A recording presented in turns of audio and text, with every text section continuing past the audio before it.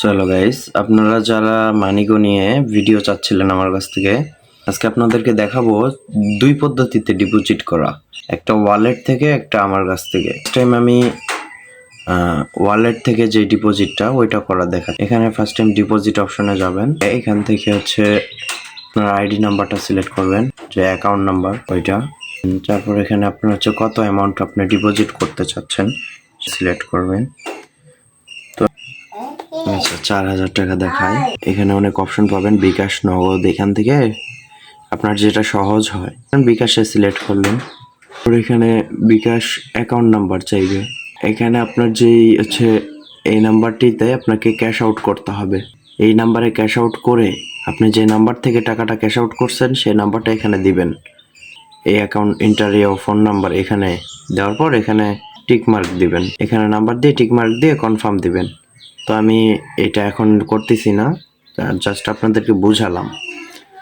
4,000 টাকা ডিপোজিট করে মনে করেন যে পেন্ডিংয়ে থাকবে, সে মনে করেন যে একটু লেট হবে, যদিও 6 ঘন্টার ভিতর কোনো কমপ্লেন দিতে পারবেন না। 6 ঘন্টার আশেপাশে হলে, 6 ঘন্টা পর হয়ে গেলে তারপর আপনি এটা নিয়ে কমপ্লেন করতে পারবেন। আর আমার কাছ থেকে দ্রুত 2 মিনিটের ভিতর ডিপোজিট করতে পারবেন কিভাবে সেটা আমি দেখাচ্ছি। সেটা হলো, ফার্স্ট টাইম একটু নিচে যাবেন, দেখবেন যে এখানে হচ্ছে অগ্রণী ব্যাংক। এটা আমার নিজস্ব, এখানে আমি সব সময় থাকি। তো এখান থেকে আপনারা ডিপোজিটটা করে নিতে পারবেন। আর হচ্ছে এই যে ইস্টার্ন ব্যাংক, এই দুইটাতে আমি সব সময় থাকি। তো কিভাবে যাদের ব্যাংক অ্যাকাউন্ট নেই তারাও কিভাবে লেনদেন করবেন সেটাই দেখিয়ে দিচ্ছি। অগ্রণী ব্যাংকে একটা ক্লিক করবেন। তো ক্লিক করার পর এখানে দেখাবে যে এই যে অ্যাকাউন্ট নাম্বার এগুলো দেখাবে।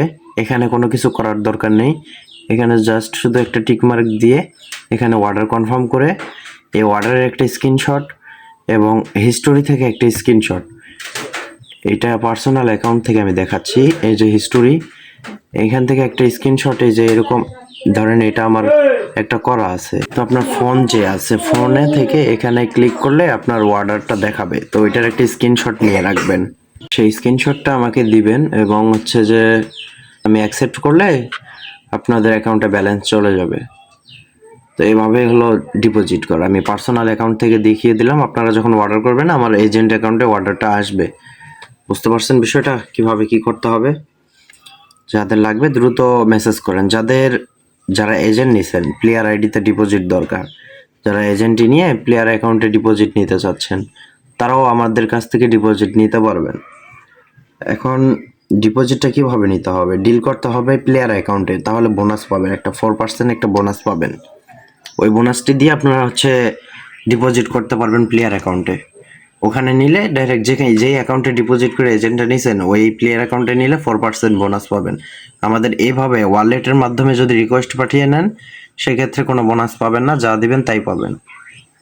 আর যারা মানিগো থেকে উইথড্র করতে চাচ্ছেন, এই উইথড্র অপশনে ক্লিক করে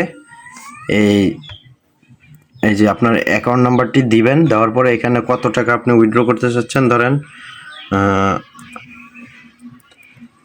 550 টাকা আমি দিলাম, উইথড্র করতে চাচ্ছি। তাহলে ধরেন কোথায় আসতে হবে, এখানে অনেক ওয়ালেট পাবেন, এই যে ওয়ালেটগুলা, এই ওয়ালেটের নিচে দেখবেন যে এই যে ক্যাশ অপশন আছে একটা, এখান থেকেও উইথড্র করতে পারবেন আমার কাছে।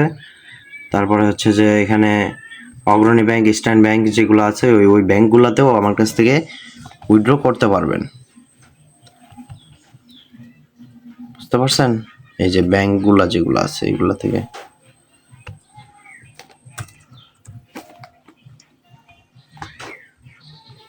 তো ঠিক আছে, আজকের ভিডিও এই পর্যন্তই। যাদের লাগবে অবশ্যই আমার টেলিগ্রামে যোগাযোগ করবেন। আমার টেলিগ্রাম অ্যাকাউন্টটি হচ্ছে আমার কমেন্ট বক্সে এবং ডিসক্রিপশনে দিয়ে রাখবো, সবাই টেলিগ্রামে যোগাযোগ করবেন। ধন্যবাদ সবাইকে।